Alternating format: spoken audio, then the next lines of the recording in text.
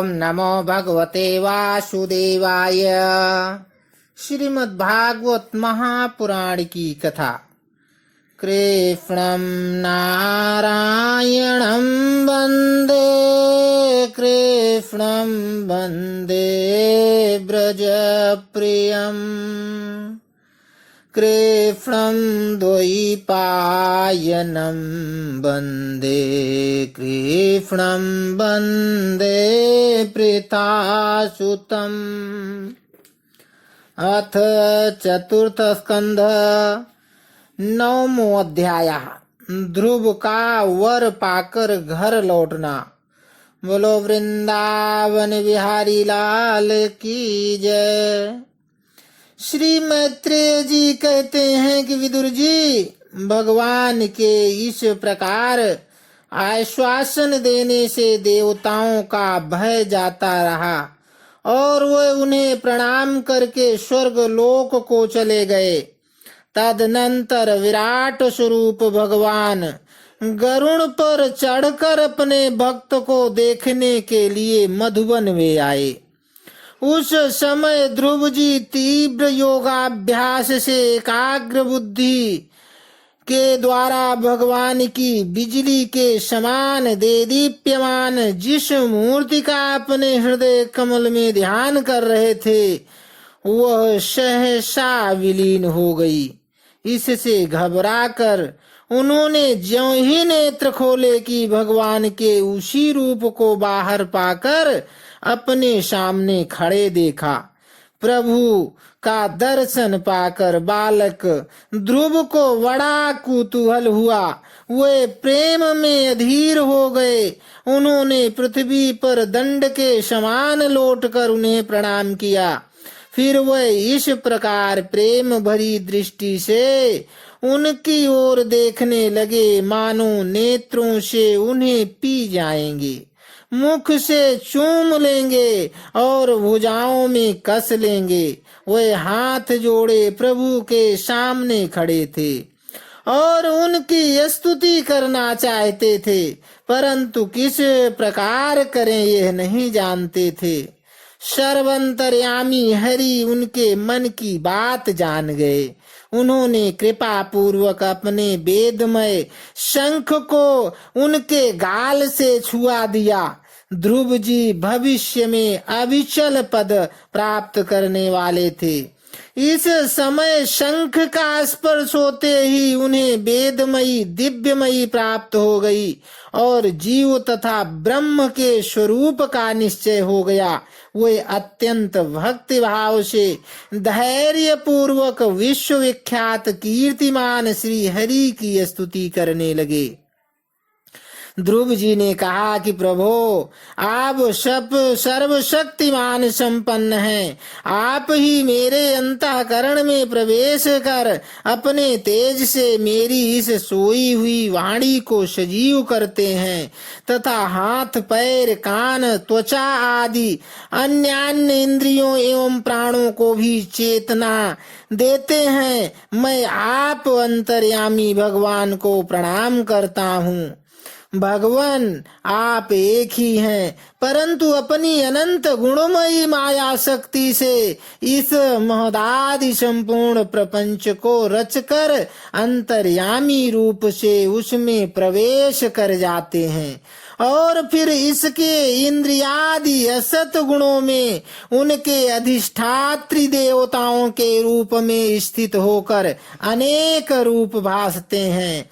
ठीक वैसे ही जैसे तरह तरह की लकड़ियों में प्रकट हुई आग अपनी उपाधियों के अनुसार भिन्न भिन्न रूपों में भासती है। हे नाथ, सृष्टि के आरंभ में ब्रह्मा जी ने भी आपकी शरण लेकर आपके दिए हुए ज्ञान के प्रभाव से ही इस जगत को सोकर उठे हुए पुरुष के समान देखा था। हे दीन बंधो, उन्हीं आपके चरण तल का मुक्त पुरुष भी आश्रय लेते हैं। कोई भी कृतज्ञ पुरुष उन्हें कैसे भूल सकता है। प्रभो, इन शव तुल्य शरीरों के द्वारा भोगा जाने वाला इंद्रिय और विषयों के संसर्ग से उत्पन्न सुख तो मनुष्यों को नरक में भी मिल सकता है।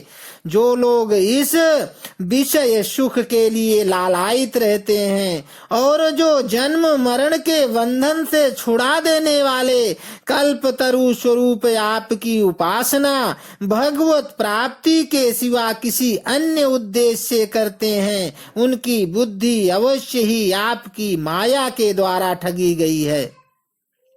हे नाथ, आपके चरण कमलों का ध्यान करने से और आपके भक्तों के पवित्र चरित्र सुनने से प्राणियों को जो आनंद प्राप्त होता है वह निजानंद स्वरूप ब्रह्म में भी नहीं मिल सकता। फिर जिन्हें काल की तलवार काटे डालती है, उन स्वर्गीय विमानों से गिरने वाले पुरुषों को तो वह सुख मिल ही कैसे सकता है।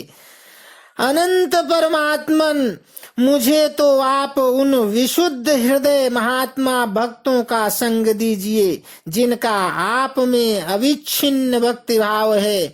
उनके संग में मैं आपके गुणों और लीलाओं की कथा सुधा को पी पी कर उन्मत्त हो जाऊंगा और सहज ही इस अनेक प्रकार के दुखों से पूर्ण भयंकर संसार सागर के उस पार पहुंच जाऊंगा।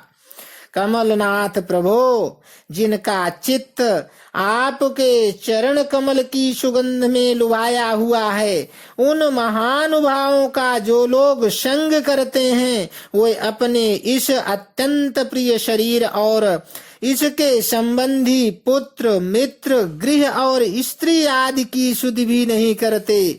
अजन्मा परमेश्वर, मैं तो पशु वृक्ष पर्वत पक्षी सरीसृप सर्वादि रेंगने वाले जंतु देवता दैत्य और मनुष्य आदि से परिपूर्ण तथा महदादि अनेकों कारणों से संपादित आपके इस सदात्मक स्थूल विश्व रूप को ही जानता हूँ। इससे परे जो आपका परम स्वरूप है, जिसमें वाणी की गति नहीं है, उसका मुझे पता नहीं है। भगवान, कल्प का अंत होने पर योग निद्रा में स्थित जो परम पुरुष इस संपूर्ण विश्व को अपने उदर में लीन करके शेष जी के साथ उन्हीं की गोद में शयन करते हैं तथा जिनके नाभि समुद्र से प्रकट हुए सर्वलोकमय सुवर्ण वर्ण कमल से परम तेजोमय ब्रह्मा जी उत्पन्न हुए, वे भगवान आप ही हैं। मैं आपको प्रणाम करता हूँ। प्रभो, आप अपनी अखंड चिन्मयी दृष्टि से बुद्धि की सभी अवस्थाओं के साक्षी हैं तथा नित्य मुक्त शुद्ध सत्वमय सर्वज्ञ परमात्म स्वरूप निर्विकार आदि पुरुष षडैश्वर्य संपन्न एवं तीनों गुणों के अधीश्वर हैं। आप जीव से सर्वथा भिन्न हैं तथा संसार की स्थिति के लिए यज्ञाधिष्ठाता विष्णु रूप से विराजमान हैं। आप से ही विद्या अविद्या आदि विशुद्ध गतियों वाली अनेकों शक्तियां धारावाहिक रूप से निरंतर प्रकट होती हैं। आप जगत के कारण अखंड अनादि अनंत आनंदमय निर्विकार ब्रह्म स्वरूप हैं। मैं आपकी शरण में हूँ। भगवान, आप परमानंद मूर्ति हैं। जो लोग ऐसा समझकर निष्काम भाव से आपका निरंतर भजन करते हैं, उनके लिए राज्यादि भोगों की अपेक्षा आपके चरण कमलों की प्राप्ति ही भजन का सच्चा फल है। स्वामीन, यद्यपि बात ऐसी ही है तो भी गौ जैसे अपने तुरंत के जन्मे हुए बछड़े को दूध पिलाती और व्याघ्रादि से बचाती रहती है, उसी प्रकार आप भी भक्तों पर कृपा करने के लिए निरंतर विकल रहने के कारण हम जैसे ऐसे सकाम जीवों की भी कामना पूर्ण करके उनकी संसार भय से रक्षा करते रहते हैं। श्री मैत्रेय जी कहते हैं कि विदुर जी, जब शुभ संकल्प वाले मतिमान ध्रुव जी ने इस प्रकार स्तुति की, तब भक्त वत्सल भगवान उनकी प्रशंसा करते हुए कहने लगे। श्री भगवान ने कहा, उत्तम व्रत का पालन करने वाले राजकुमार, मैं तेरे हृदय का संकल्प जानता हूँ। यद्यपि उस पद का प्राप्त होना बहुत कठिन नहीं है, तो भी मैं तुझे वह देता हूँ।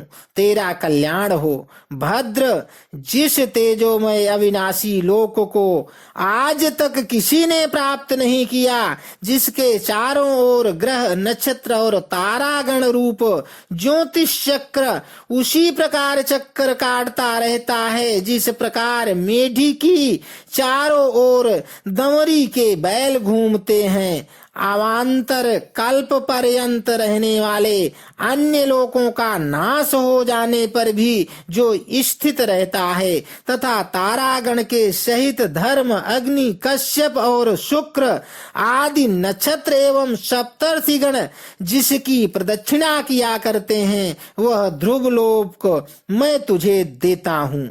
यहाँ भी जब तेरे पिता तुझे राज सिंहासन देकर वन को चले जाएंगे, तब तू 36,000 वर्ष तक धर्म पूर्वक पृथ्वी का पालन करेगा।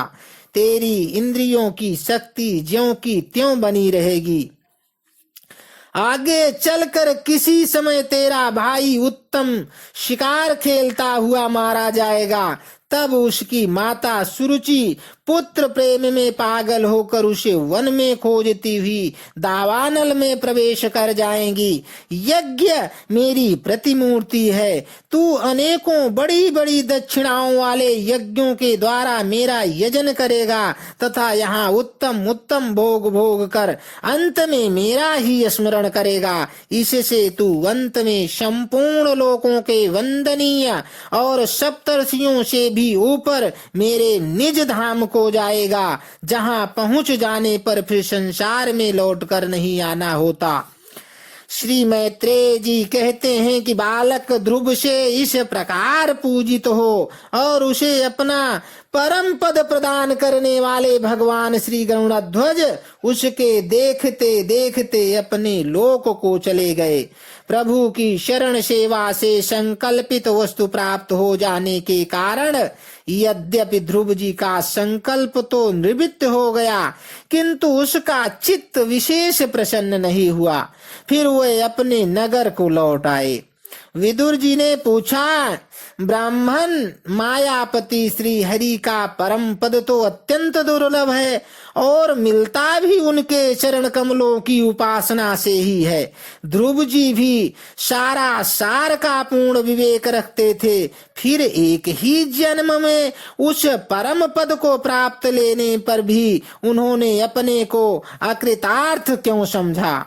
श्री मैत्रेय जी कहते हैं कि ध्रुव जी का हृदय अपनी सौतेली माता के वाग बाणों से बिंध गया था तथा वर मांगने के समय भी उन्हें उनका स्मरण बना हुआ था। इसी से उन्होंने मुक्तिदाता श्री हरि से मुक्ति नहीं मांगी। अब जब भगवत दर्शन से वह मनोमालिन्य दूर हो गया तो उन्हें अपनी इस भूल के लिए पश्चाताप हुआ। ध्रुव जी मन ही मन कहने लगे, अहो शनकादि ऊर्ध्वरेता नैष्ठिक ब्रह्मचारी सिद्ध भी जिन्हें समाधि द्वारा अनेकों जन्मों में प्राप्त कर पाते हैं, उन भगवत चरणों की छाया को मैंने 6 महीने में ही पा लिया, किंतु चित्त में दूसरी वासना रहने के कारण मैं फिर उनसे दूर हो गया। अहो मुझ मंद भाग्य की मूर्खता तो देखो, मैंने संसार पाश को काटने वाले प्रभु के पाद पद्मों में पहुंचकर भी उनसे नाशवान वस्तु की ही याचना की। देवताओं को स्वर्ग भोग के पश्चात फिर नीचे गिरना होता है, इसीलिए वे मेरी भगवत प्राप्ति रूप उच्च स्थिति को सहन नहीं कर सके, अतः उन्होंने ही मेरी बुद्धि को नष्ट कर कर दिया। तभी तो मुझ दुष्ट ने नारद जी की यथार्थ बात भी स्वीकार नहीं की।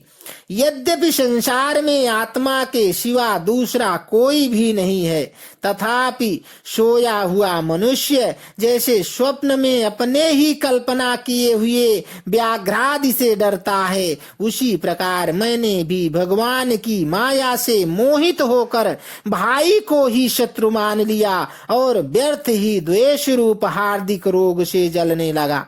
जिन्हें प्रसन्न करना अत्यंत कठिन है, उन्हीं विश्वात्मा श्री हरि को तपस्या द्वारा प्रसन्न करके मैंने जो कुछ मांगा है वह सब व्यर्थ है। ठीक उसी तरह जैसे गतायु पुरुष के लिए चिकित्सा व्यर्थ होती है।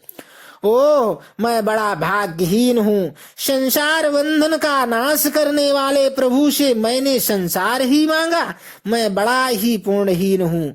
जिस प्रकार कोई कंगला किसी चक्रवर्ती सम्राट को प्रसन्न करके उससे तुष सहित चावलों की कनी मांगे, उसी प्रकार मैंने भी आत्मानंद प्रदान करने वाले श्री हरि से मूर्खतावश व्यर्थ का अभिमान बढ़ाने वाले उच्च पद ही मांगे हैं। श्री मैत्रेय जी कहते हैं कि तात, तुम्हारी तरह जो लोग श्री मुकुंद पादारविंद मकरंद के ही मधुकर हैं, जो निरंतर प्रभु की चरण रज का ही सेवन करते हैं और जिनका मन अपने आप आई हुई सभी परिस्थितियों में संतुष्ट रहता है, वे भगवान से उनकी सेवा के सिवा अपने लिए और कोई भी पदार्थ नहीं मांगते। इधर जब राजा उत्तानपाद ने सुना कि उनका पुत्र ध्रुव घर लौट रहा है, तो उन्हें इस बात पर वैसे ही विश्वास नहीं हुआ जैसे कोई किसी के यमलोक से लौटने की बात पर विश्वास ना करे। उन्होंने ये सोचा कि मुझ अभागे का ऐसा भाग्य कहाँ, परंतु फिर उन्हें देवर्षि नारद की बात याद आ गई।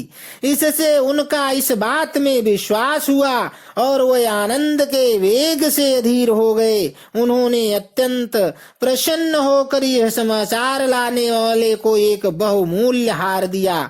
राजा उत्तानपाद ने पुत्र का मुख देखने के लिए उत्सुक होकर बहुत से ब्राह्मण कुल के बड़े बूढ़े मंत्री और बंधुजनों को साथ लिया तथा एक बढ़िया घोड़ों वाले सुवर्ण जटिल रथ पर सवार होकर वे झटपट नगर के बाहर आए। उनके आगे आगे वेदी ध्वन होती जाती थी तथा शंख, दुंदुभी एवं बंशी आदि अनेकों मांगलिक बाजे बजते जाते थे। उनकी दोनों रानियां सुनीति और सुरुचि भी सुवर्ण व आभूषणों से विभूषित हो राजकुमार उत्तम के साथ पालकियों पर चढ़कर चल रही थी। ध्रुव जी उपवन के पास आ गए। उन्हें देखते ही महाराज उत्तानपाद तुरंत रथ से उतर पड़े। पुत्र को देखने के लिए वे बहुत दिन से उत्कंठित हो रहे थे। उन्होंने झटपट आगे बढ़कर प्रेमातुर हो लंबी लंबी सांसें लेते हुए ध्रुव को भुजाओं में भर लिया। अब ये पहले के ध्रुव नहीं थे। प्रभु के परम पुनीत पद्मों का स्पर्श होने से इनके समस्त पाप बंधन कट गए थे। राजा उत्तानपाद की एक बहुत बड़ी कामना पूर्ण हो गई। उन्होंने बार बार पुत्र का सिर सूंघा और आनंद तथा प्रेम के कारण निकलने वाले ठंडे ठंडे आंसुओं से उन्हें नहला दिया। तदनंतर सज्जनों में अग्रगण्य ध्रुव जी के पिता के चरणों में प्रणाम किया और उनसे आशीर्वाद पाकर कुशल प्रश्नादि से सम्मानित हो दोनों माताओं को प्रणाम किया। छोटी माता सुरुचि ने अपने चरणों पर झुके हुए बालक ध्रुव को उठाकर हृदय से लगा लिया और अश्रु गदगद वाणी से चिरंजीवी रहो ऐसा आशीर्वाद दिया। जिस प्रकार जल स्वयं ही नीचे की ओर बहने लगता है, उसी प्रकार मैत्री आदि गुणों के कारण जिस पर श्री भगवान प्रसन्न हो जाते हैं, उसके आगे सभी जीव झुक जाते हैं। इधर उत्तम और ध्रुव दोनों ही प्रेम से विह्वल होकर मिले। एक दूसरे के अंगों का स्पर्श पाकर उन दोनों के ही शरीर में रोमांच हो आया तथा नेत्रों से बार बार आंसुओं की धारा बहने लगी। ध्रुव की माता सुनीति अपने प्राणों से भी प्यारे पुत्र को गले लगाकर सारा संताप भूल गई। उसके सुकुमार अंगों के स्पर्श से उसे बड़ा ही आनंद प्राप्त हुआ। वीरवर विदुर जी वीर माता सुनीति के स्तन उसके नेत्रों से झरते हुए मंगलमय आनंदाश्रुओं से भीग गए और उनसे बार बार दूध बहने लगा। उस समय पूर्ववासी लोग उनकी प्रशंसा करते हुए कहने लगे, महारानी जी, आपका लाल बहुत दिनों से खोया हुआ था, सौभाग्यवश वह लौट आया है। यह हम सब का दुख दूर करने वाला है, बहुत दिनों तक भूमंडल की रक्षा करेगा। आपने अवश्य ही शरणागत भय भंजन श्री हरि की उपासना की है। उनका निरंतर ध्यान करने वाले धीर पुरुष परम दुर्जय मृत्यु को भी जीत लेते हैं। विदुर जी, इस प्रकार जब सभी लोग ध्रुव के प्रति अपनी लाड़ प्यार प्रकट कर रहे थे, उसी समय उन्हें भाई उत्तम के सहित हथनी पर चढ़ाकर महाराज उत्तानपाद ने बड़े हर्ष के साथ राजधानी में प्रवेश किया। उस समय सभी लोग उनके भाग्य की बड़ाई कर रहे थे। नगर में जहां तहां मगर के आकार के सुंदर दरवाजे बनाए गए थे तथा फल फूलों के गुच्छों के सहित केले के खंभे और सुपारी के पौधे सजाए गए थे। द्वार द्वार पर दीपक के सहित जल के कलश रखे हुए थे, जो आम के पत्तों, वस्त्रों, पुष्पमालाओं तथा मोती की लड़ियों से सुसज्जित थे। जिन अनेकों परकोटों, फाटकों और महलों से नगरी सुशोभित थी, उन सब को सुवर्ण की सामग्रियों से सजाया गया था तथा उनके कंगूरे विमानों के शिखरों के समान चमक रहे थे। नगर के चौक, गलियों, अटारियों और सड़कों को झाड़ बहार कर उन पर चंदन का छिड़काव किया गया था और जहां तहां खील, चावल, पुष्प, फल, जौ एवं अन्य मांगलिक उपहार सामग्रियां सजी रखी थी। ध्रुव जी राजमार्ग से जा रहे थे। उस समय जहां तहां नगर की शीलवती सुंदरियां उन्हें देखने को एकत्र हो रही थी। उन्होंने वात्सल्य भाव से अनेकों शुभाशीर्वाद देते हुए उन पर सफेद सरसों, अक्षत, दही, जल, दूर्वा, पुष्प और फलों की वर्षा की। इस प्रकार उनके मनोहर गीत सुनते हुए ध्रुव जी ने अपने पिता के महलों में प्रवेश किया। वह श्रेष्ठ भवन महामूल्य मणियों की लड़ियों से सुसज्जित था। उसमें अपने पिताजी के लाड़ प्यार का सुख भोगते हुए वे उसी प्रकार आनंद पूर्वक रहने लगे जैसे स्वर्ग में देवता लोग रहते हैं। वहां दूध के फेन के समान सफेद और कोमल शैयाएं, हाथी दांत के पलंग, सुनहरी कामदार पर्दे, बहुमूल्य आसन और बहुत सा सोने का सामान था। उसकी स्फटिक और महामरकत मणि पन्ने की दीवारों में रत्नों की बनी हुई स्त्री मूर्तियों पर रखे हुए मणिमय दीपक जगमगा रहे थे। उस महल के चारों ओर अनेक जाति के दिव्य वृक्षों से सुशोभित उद्यान थे, जिनमें नर और मादा पक्षियों का कलरव तथा मत वाले भौरों का गुंजार होता रहता था। उन बगीचों में वैदूर्य मणि पुखराज की सीढ़ियों से सुशोभित वावलियां थी, जिनमें लाल, नीले और सफेद रंग के कमल खिले रहते थे तथा हंस, कारंडव, चकवा एवं सारस आदि पक्षी क्रीड़ा करते रहते थे। राजर्षि उत्तानपाद ने अपने पुत्र के अति अद्भुत प्रभाव की बात देवर्षि नारद से पहले ही सुन रखी थी। अब उसे प्रत्यक्ष वैसा ही देखकर उन्हें बड़ा आश्चर्य हुआ।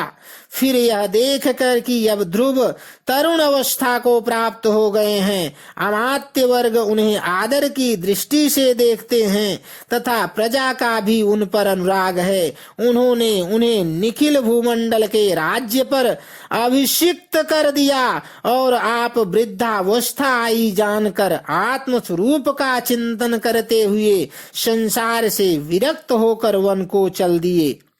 इति श्रीमद्भागवते महापुराणे पारमहंस्यां संहितायां चतुर्थ स्कंदे ध्रुव राज्याभिषेक वर्णनम नाम 9वां अध्यायः संपूर्ण। बोलो वृंदावन बिहारी लाल की जय।